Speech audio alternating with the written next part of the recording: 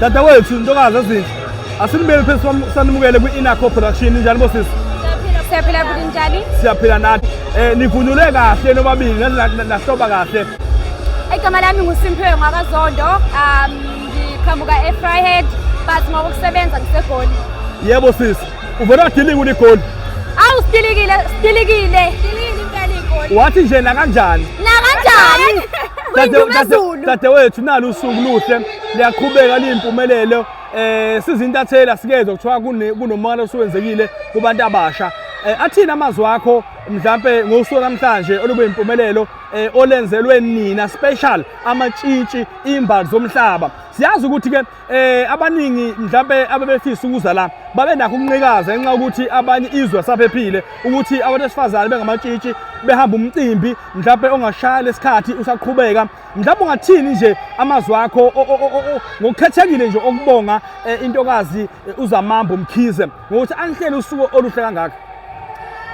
Okokuqala nje ngizothanda ukuthi ngibonge laba bantu abakwazile ukuthi besupporte uZamambo ukuthi lo mcimbi lo wentombi uzuphumelele ube muhle kangaka.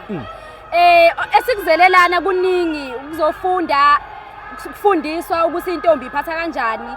Nathi ezintombi kungahlale kushiwo kuthiwa ukuthi siyema campini siyakuphi, but sibe nayo nathi injabulo yethu sizintombi. UZamambo siyabonga kakhulu lokho asenzele khona uqophe umlando iyaqala ukwenzeka into enjengalena.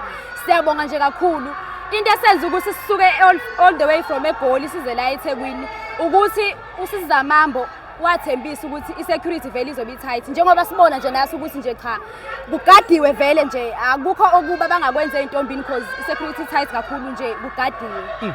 Yebo Dadewethu ngiyabona imvulweni inhle imhlophe nivule ngobucwebe lapha ngempela obucwebezelayo. Dadewethu awungitshene le mvunulo ubani onenzela into enhle kangaka?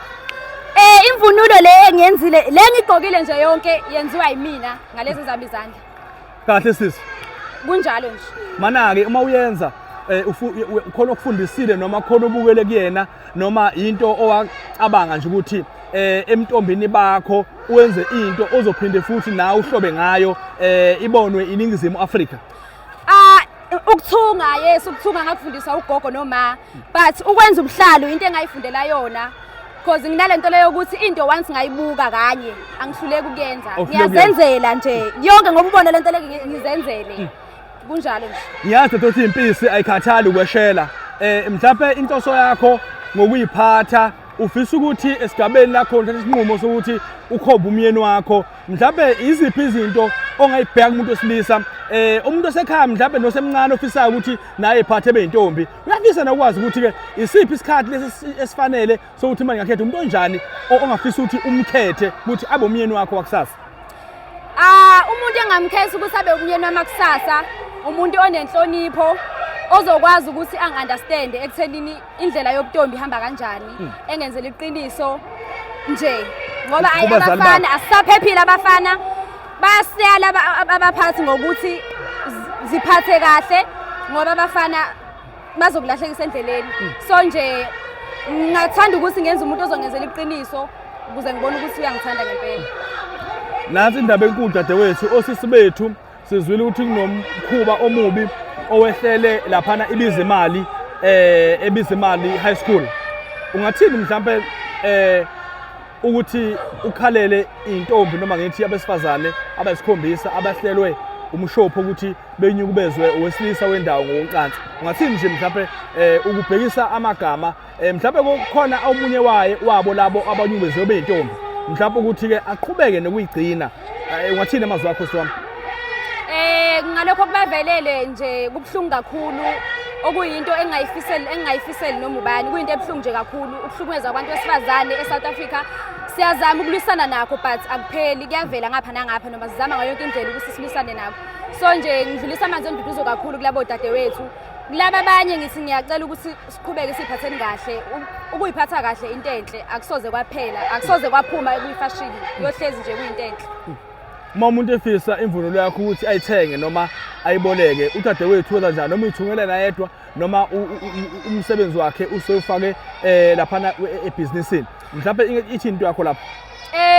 Angizenzeli mina kuphela imvunulo Abantu abala namhlanje iy'ntombi zifakile ama-order, ngazenzela iy'keti, ngazenzela konke lokho ama-organza, ngazenzela ubuhlali. Baningi nje abantu ababefaka ama-order kimi ngabenzela, angizenzeli mina ngedwa. Ngiyatholakala ku-TikTok nguSimphiwe Zondo.